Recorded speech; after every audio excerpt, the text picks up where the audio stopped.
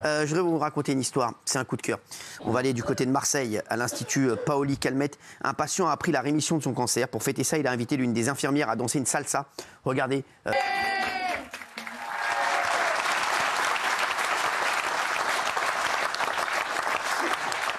C'est mignon, hein? Ah, j'adore. J'adore. J'adore. Eh bah oui. Quoi, ça vous plaît, ça? Ah oui, puis en plus, il danse bien. Bah oui, merci. Qu'est-ce qu'il y a les premiers de Guen. C'est incroyable. Contre-exemple. Qu'est-ce qu'il y a? Je dis, c'est un bon contre-exemple. Merci, oui, Gilles Verdez. Non, mais c'est magnifique. C'est un centre de référence en matière de cancérologie. On peut le citer, hein, c'est l'Institut Paoli Calmette à Marseille. Et voilà, c'est ce partage avec l'infirmière, c'est extrêmement émouvant, voilà. Alors, je vais vous montrer un autre truc. On dit souvent qu'on marche sur la tête et que les choses ont énormément changé. Et le monde tourne à l'envers. Eh bien, regardez, c'est le cas dans cette vidéo où l'on voit un chat en train de se faire courser par un rat.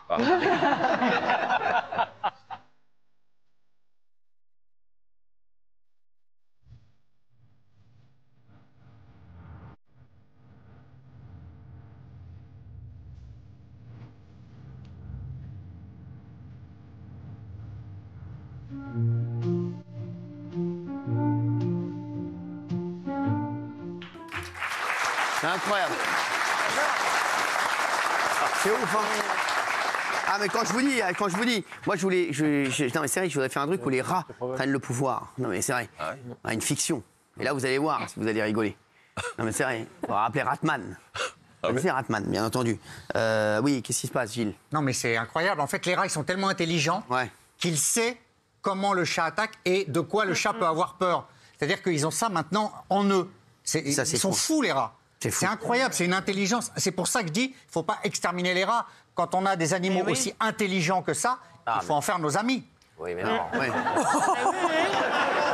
vais le mettre à côté à la voiture. Non, mais c'est pas... sans rigoler. C'est quand même fou. Mais là c'est marrant, parce que voilà, on peut dire des bêtises sur des sujets comme ça, c'est sympa. Par contre, quand on parle politique, etc., c'est beaucoup plus dur.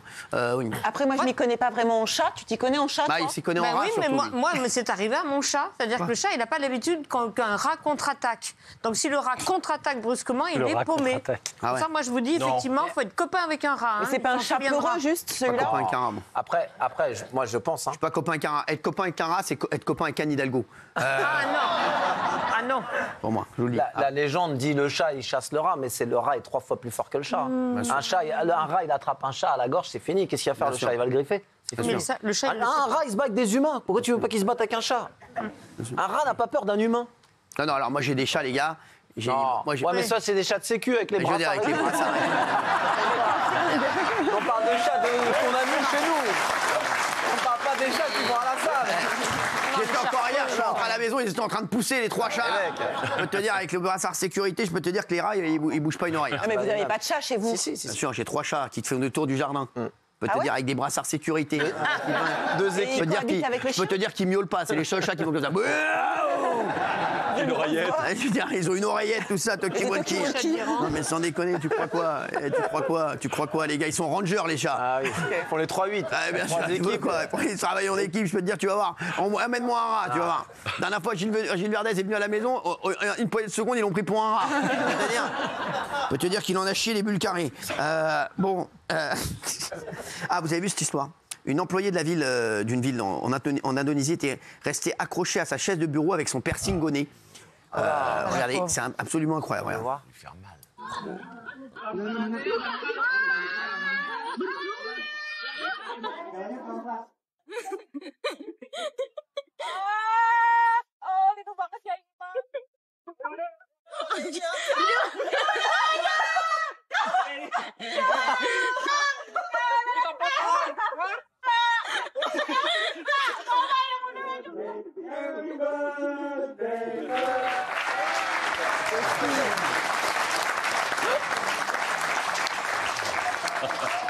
Non mais ça, Guillaume. Non mais c'est faux, non? C'est très drôle. Non. La tondeuse, là. Je sais pas. Sérieux, je sais pas. Il paraît. Demandez-moi, mais c'est incroyable, c'est très drôle en tout cas. Qui a un piercing ici? Non, pas Vous n'avez pas de piercing? Si, au ventre. Au ventre? Bah merde. Non, mais c'est bon, on n'a pas envie de le voir. Merci. J'ai vu assez d'horreur pendant la guerre. Thomas aussi. Non, mais j'adore. Non, j'ai un tatouage, mais j'ai pas de mais c'est vrai que vous avez quoi? Vous avez tatoué quoi, vous? Ah, attendez, je peux vous montrer. Oh là là.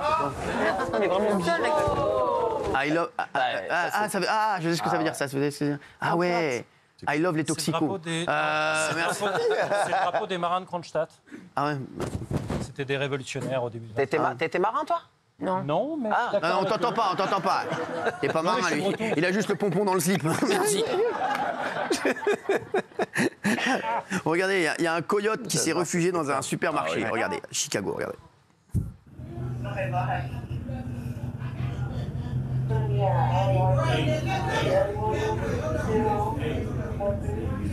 Watch out, guys. Watch out.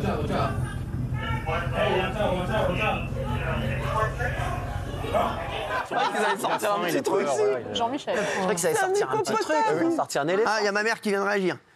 Gilles Verdès devrait dormir dans une cave et vivre dans une cave, il sera asservi. Voilà. Apparemment, ma mère vous adore. Hein. Bonne année. Bonne année.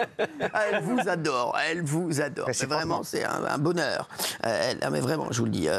Le coyote, Cyril, plutôt que de le sanctionner ou de le taper, ils l'ont pris, ils vont l'examiner et dès qu'ils seront sûrs qu'il va bien, qu'il n'a pas été blessé, ils le remettront en liberté. Ah ouais, d'accord. C'est sympa. Il faudra faire bip bip, hein, sinon. Ah mais, La photo des chats. Avec ses chats de sécu. Qu'est-ce qu'ils sont cons, ça rigole. Tu vois qu'ils ont les gilets. Qu'est-ce qu'ils sont cons, ça rigole. Les chéris. Ah, vous avez vu, il y a Bob Sinclair qui a posté une vidéo. Sur les réseaux sociaux, qui a fait énormément réagir. Je l'embrasse fort, Bob, qui joue très bien au tennis d'ailleurs. Voilà, regardez. On dirait pas Bob Sinclair un peu là. Ouais, t'es déjà de retour. Discrète. Je suis pas sûr. Je sais pas savoir. Je suis pas sûr. Oh, les amis, une petite séance de sport là, et le naturel, hein, surtout vous poussez le sport, il n'y a que ça de vrai. C'est lui. Bob. Tout le monde se demande si c'est un fake ou pas, si c'est vrai ou pas. Donc tout le monde en parle et il se demande s'il a vraiment fait de la chirurgie.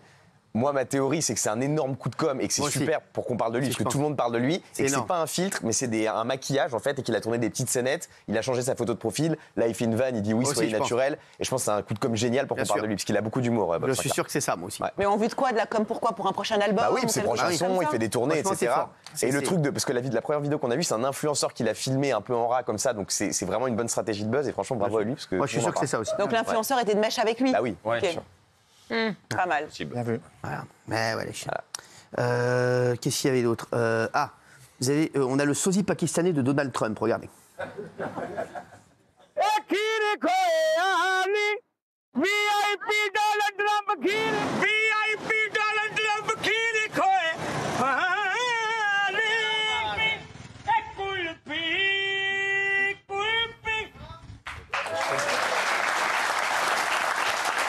Très sympa, on l'embrasse. Alors en parlant de Donald Trump, en tant que 47e président américain, il a publié aujourd'hui son portrait officiel de son investiture. Regardez, j'adore. Elle est belle. J'adore. Elle est belle. Franchement, j'adore, c'est fort, ça impacte. Bah oui. Hein, ça impacte. Elle lui ressemble. Ah oui. Ça impacte. Alors, et vous avez vu qu'aujourd'hui, il y a beaucoup de gens qui ont rendu hommage à Donald Trump concernant l'actualité. Bah oui. Vous l'avez vu concernant l'actualité au Proche-Orient. Et c'est vrai que tout le monde dit... il arrive et les problèmes, comme par magie, se résolvent. Il l'avait dit, il l'avait annoncé avant d'être élu. Donc voilà, donc une fois de plus... C'est pas comme par magie, ça fait des mois et des mois qu'il est en tractation derrière, il n'est pas arrivé comme ça. Mais bon, il est très proche de Netanyahou, il a fait en sorte que moi, vous savez, moi je vois toujours que le résultat. Donc voilà, merci. Après, la diplomatie américaine a travaillé aussi, avec lui aussi. Mais c'est pour ça que Biden fait tout pour faire croire que c'est lui, la dernière semaine, qui fait tout. Non, mais moi, je pense que les gens ne sont pas dupes. Merci. Merci. Tiens, en parlant de ça, d'ailleurs, il y a... comment il s'appelle déjà? Ah oui, Jean-Michel Apathy, là. Jean-Michel Antipathy. Non, mais lui, sans rigoler, lui, il n'a pas de vie. Hein. Il a no life, sans rigoler. Non, mais sa vie, c'est vous. Je le dis, il fait de la peine à tout le monde, en fait. Il fait de la peine à tout le monde. Je l'ai appelé la dernière fois. Il a fait cacamou. Regardez ce qu'il a dit encore. Parce que non, qu'est-ce qu'il a dit? Non, il a tweeté hier soir. Cyril Hanouna a indiqué qu'il ne paierait rien pour la soirée de Mar-a-Lago avec Donald Trump. Oui, et Elon Musk, c'est vrai. Et même pas l'avion pour y aller. Au fait, un jet privé mis à disposition pour aller en Floride ou avion de ligne. Curieux de la réponse. Étonnant, non? Mais en fait, il vous regarde en replay, puisque lui, il a l'antenne en même moment. Ça veut dire qu'il rentre chez lui, il vous regarde en replay? Mais il se mêle de quoi? Non, mais c'est vrai, mais il est fou, ce mec-là. Non, mais il veut pas se mêler de son huc. Une obsession de vous, c'est dingue. Il veut pas se mêler de son huc. Non, mais je sais pas. Alors, et je disais, je parlais de lui avec plein de gens du métier, etc., vous savez que plus personne n'en veut. Hein. C'est devenu un truc de fou. Tout le monde dit que c'est devenu insupportable. Plus personne ne supporte dans le métier. Et je pense que ça peut être compliqué pour lui. Hein. Ouais. Voilà, là, il fait de la peine à tout le monde, mais en fait, il est en train de se radicaliser. C'est triste par rapport à l'intelligence qu'il avait il y a quelques années. C'était non, mais il n'était pas mauvais il y a quelques années, moi, je trouve. Mais là, vraiment, il est dans un truc, une fuite en avant, on comprend plus ce qu'il dit, plus ce qu'il fait. C'est vide, c'est plutôt triste. Vous savez ce que je garderais de lui, moi? Non. Je garderais de lui quand il venait ici me lustrer les glaouis, là. Ça, c'était des bons moments, ça, je peux vous dire. Il n'y avait plus qu'à lui donner une petite peau de chamois. Merci. Mais en termes de journalisme et de rigueur, ce qu'il fait, c'est catastrophique, parce qu'en fait, il relaie des rumeurs sans preuve. Et je trouve ça horrible. C'est-à-dire que soit, en fait, tu as une info, tu sors ton info, voilà. Mais là, il fait que des sous-entendus dégueulasses, il fait des pires trucs. Là, il va tweeter, il déteste quand je dis qu'il m'a lustré les glaouis. Il déteste le mot glaoui, ça. C'est se dire, si vous le voyez dans la rue, vous dites glaoui, et comme ça, il déteste. Bien le cœur, il en fait pas tout un plat. Bien sûr. On a Big Glaoui ici, on a le roi des glaouis, donc qui viendra tout à l'heure d'ailleurs, le roi des glaouis qui a des infos incroyables. Non mais la question c'est pour lui c'est pas stratégique, c'est-à-dire qu'il n'a pas envie de ça parce que malgré tout le public de TPMP peut-être ne le connaît pas ou ne l'a jamais vu et donc grâce à ça aussi on en parle, on le relaye et ça lui fait une sorte de notoriété. Je pense que comme a dit Thomas Guénouet, ça doit le rendre fou aussi de prendre des roustes tous les jours en audience. Hein. C'est incroyable, hein. Il prend des roustes tous les jours. Ah oui, c'est pas possible, c'est un truc de fou. Sinon il ne reviendrait pas tout le temps là-dessus, c'est-à-dire que eux reviennent parler de TPMP sans qu'on les ait sollicités, en fait, sans qu'on les ait provoqués initialement. Et ce n'est pas la même chose dans le même sens. Nous, spontanément, on ne va pas parler de la concurrence. Donc c'est dans ce sens-là. C'est de leur côté que ça les énerve. En réalité, c'est normal, nous sommes devant. Exactement. Oui, ça lui plaît peut-être aussi. Mais sous forme de questions, c'est pernicieux, là, qui prouve que... Merci en tout cas. Il ne voulait pas quitter Twitter quotidien là Si, il devait quitter Twitter en plus. Il y a 1 an et demi, 2 ans. Oui. Ils tweetent tous. Bien sûr.